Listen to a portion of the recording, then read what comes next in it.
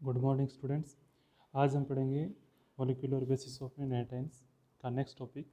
पिछले टॉपिक में हमने डिस्कस किया था किस प्रकार एक बैक्टीरियोफेज जो है वो एक नॉर्मल बैक्टीरियल सेल को इन्फेक्शन करता है और अपनी प्रोगेनी को अपने आप को रिप्रोड्यूस करता है।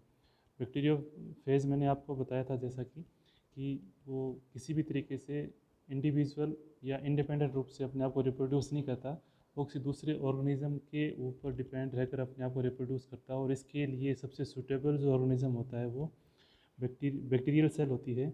और उसमें हमने ये नॉर्मल तरीके से समझा कि किस प्रकार एक बैक्टीरियोफेज अपने आप को रिप्रोड्यूस करता है।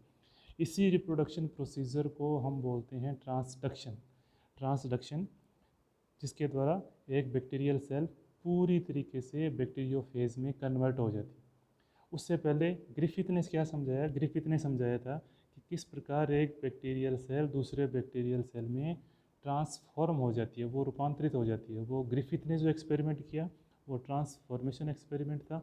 यहाँ पर बैक्टीरिया के ऊपर यदि बैक्टीरियोफेज अटैक करता है और पूरी बैक्टीरियल सेल बैक्टीरियोफेज में कन्वर्ट हो जाती है तो उसे हम बोलते हैं ट्रांसडक्शन, जिसका की वीडियो मैंने पिछला टॉपिक मैंने पार्ट 2 में दिया था और इसका लिंक आपको डिस्क्रिप्शन के अंदर मिल जाएगा। अब नेक्स्ट टॉपिक अपने पढ़ते हैं मॉलिक्यूलर बेसिस ऑफ इनहेरिटेंस का पार्ट 3, जिसके अंदर हम पढ़ेंगे किस प्रकार हर्शी और चेस, अल्फ्रेड हर्शी और मार्था चेज ने 1952 में अपना एक्सपेरिमेंट किया, जो ग्रिफिथ के एक्सपेरिमेंट को ही उन्होंने आगे बढ़ाया और उन्होंने ये प्रूफ कर दिया कि लिविंग थिंग्स के अंदर जेनेटिक सूचनाओं को, अनुवांशिक सूचनाओं को पीढ़ी दर पीढ़ी या इनहेरिटेंट करने के लिए डीएनए ही रिस्पॉन्सिबल होता है। बॉडी का कोई दूसरा पार्ट किसी भी तरीके से रिस्पॉन्सिबल नहीं होता। आपको डायग्राम में दिख रही होगी एक बैक्टीरियोफेज की स्ट्रक्चर आपको दिखाई दे रही है। इस स्ट्रक्चर के अंदर मैंने आपको पहले ही बताया कि बैक्टीरियोफेज के पास दो स्ट्रक्चर होती है। एक तो प्रोटीन का कोट होता है और नॉर्मल बैक्टीरियल सेल जो होते हैं उनके ऊपर सल्फर अमीनो एसिड के प्रोटेक्टिव कोट पाया जाता है प्रोटीन का, और सेंटर में पाया जाता है उनका न्यूक्लिक एसिड। उन्होंने इसी को बेस बनाकर प्रूफ किया कि डीएनए ही इनहेरिटेंट होता है और कोई स्ट्रक्चर हमारी बॉडी के अंदर या लिविंग थिंग्स के अंदर इनहेरिटेंट नहीं होती। उन्होंने क्या किया? उन्होंने इस बैक्टीरियोफेज को radio isotopes radio active isotopes तैयार किए। इसके दो आइसोटोप्स तैयार किए अल्फ्रेड हर्शी और मार्था चेज ने।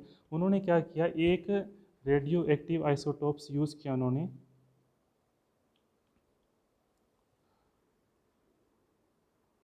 एक रेडियो एक्टिव आइसोटोप्स उन्होंने सल्फ़र का यूज़ किया और एक रेडियो एक्टिव आइसोटोप उन्होंने फास्फोरस का यूज़ किया।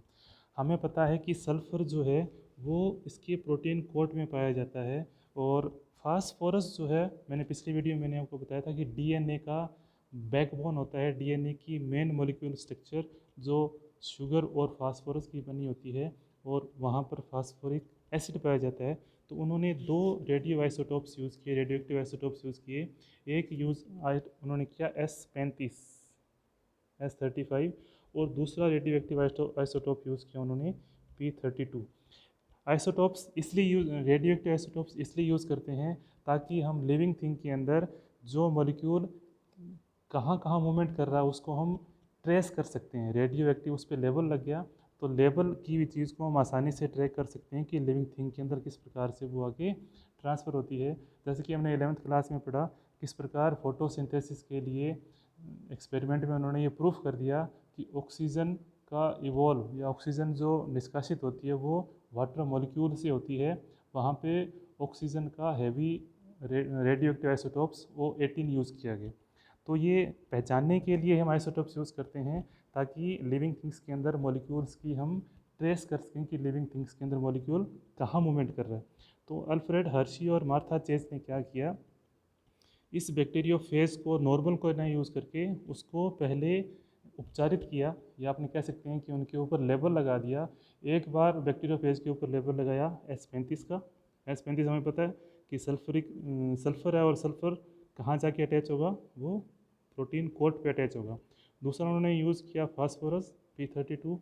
वो अगर यदि हम रेडियो आइसोटोप्स यूज़ करेंगे तो फास्फोरस कहाँ अटैच होगा? जहाँ पर नॉर्मल फास्फोरिक एसिड पाया जाता है जो डीएनए के साथ होता है। तो उन्होंने क्या किया, ये दो आइसोटोप्स यूज़ किए और उन दो आइसोटोप्स को यूज़ करते हुए उन्होंने इस एक्सपेरिमेंट को आगे बढ़ाया। नॉर्मल बैक्टीरियोफेज सेल जो होती है वो नॉर्मल तरीके से बैक्टीरियल सेल को इन्फेक्शन करती है। उन्होंने नॉर्मल बैक्टीरियोफेज को ना यूज़ करके एक तरह से रेडियो आइसोटोप्स या रेडियो एक्टिव आइसोटोप्स को उन्होंने यूज़ किया। उसके बाद हम देखते हैं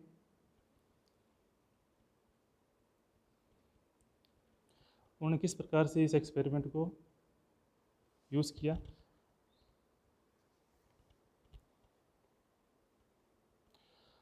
अब देखो इस डायग्राम के अंदर आपको डायग्राम दिख रहा है लेफ्ट साइड में, उसमें क्या किया, बैक्टीरियोफेज की रेडियो एक्टिव आइसोटोप्स, ये डायग्राम आपको एनसीईआरटी की बुक में पेज नंबर 102 पे आपको डायग्राम मिल जाएगा और थ्योरी भी मदेर की है।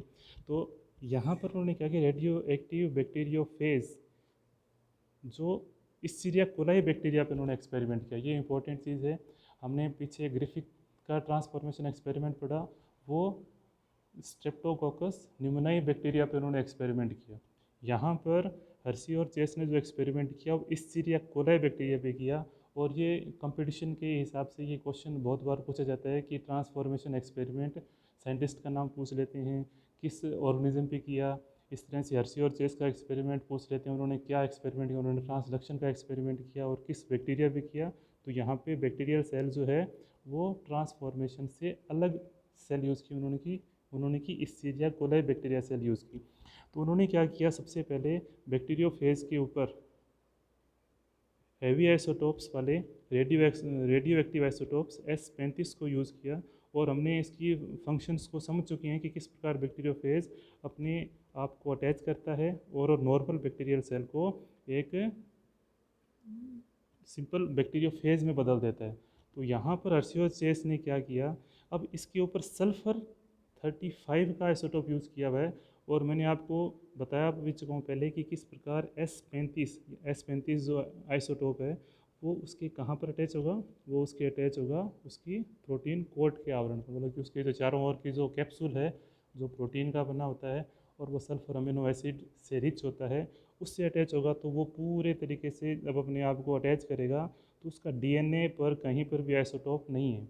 जब नॉर्मल तरीके से वो अपने आप रिप्रोड्यूस करेगा, ट्रांसडक्शन प्रोसीजर को अप्लाई करेगा, तो वहाँ पर हमें किसी भी तरीके से डीएनए जो है वो heavy isotopes radio active isotopes वाले नहीं मिले। इसका मतलब वहाँ पर प्रोटीन कोटिंग जो थी वो किसी भी तरीके से जो नए बैक्टीरियोफेज बने वो नॉर्मल बैक्टीरियोफेज बने, वहाँ पर किसी भी तरीके से हमें रेडियो एक्टिव आइसोटोप्स वाले बैक्टीरियोफेज नहीं मिले। इसका मतलब ये प्रूफ होता है कि वहाँ पर प्रोटीन की कोटिंग किसी भी तरीके से नेक्स्ट जनरेशन में ट्रांसफ़र नहीं हुई, मतलब कि वहाँ पर जो प्रोटीन है या उसका जो कैप्सूल है वो जेनेटिक सूचनाओं को आगे ले जाने के लिए रिस्पॉन्सिबल नहीं हुआ। फिर उन्होंने क्या किया, नेक्स्ट एक्सपेरिमेंट उन्होंने क्या किया, radio active isotopes P32 use किया। अब P32 आइसोटोप्स यूज़ होगा, वो अटैच होगा उसके डीएनए के ऊपर। अब डीएनए के ऊपर अटैच होगा, अब वही बैक्टीरियोफेज यदि नॉर्मल बैक्टीरियल सेल को यदि वो इन्फेक्शन करता है तो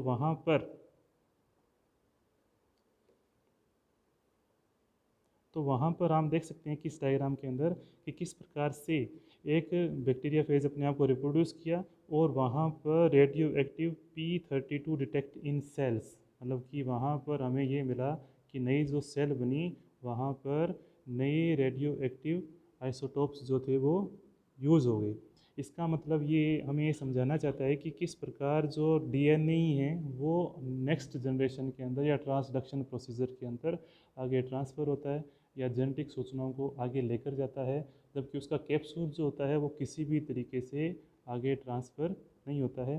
तो हर्सी और चेस ने इस एक्सपेरिमेंट को अच्छी तरह से समझाया और ये प्रूफ कर दिया कि डीएनए ही हमारी बॉडी के अंदर मॉलिक्यूलर स्ट्रक्चर को या आनुवंशिक सूचनाओं को, या हम कह सकते हैं कि वो पीढ़ी दर पीढ़ी आगे डीएनए के द्वारा ही कैरेक्टर को आगे ट्रांसफ़र करने के लिए रिस्पॉन्सिबल होता है। और ये एक विज्ञान जगत के अंदर बहुत बड़ी उपलब्धि थी और इसी के बेस पे फिर आगे डीएनए पे रिसर्च हुई, डीएनए पे पूरा जीनोम जब आगे खोजा गया जो हम आगे के टॉपिक्स में पढ़ेंगे।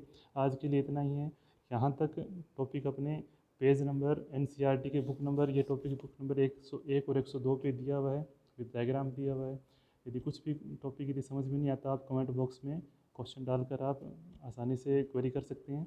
और यदि वीडियो पसंद आए तो लाइक करो और सब्सक्राइब करो। धन्यवाद।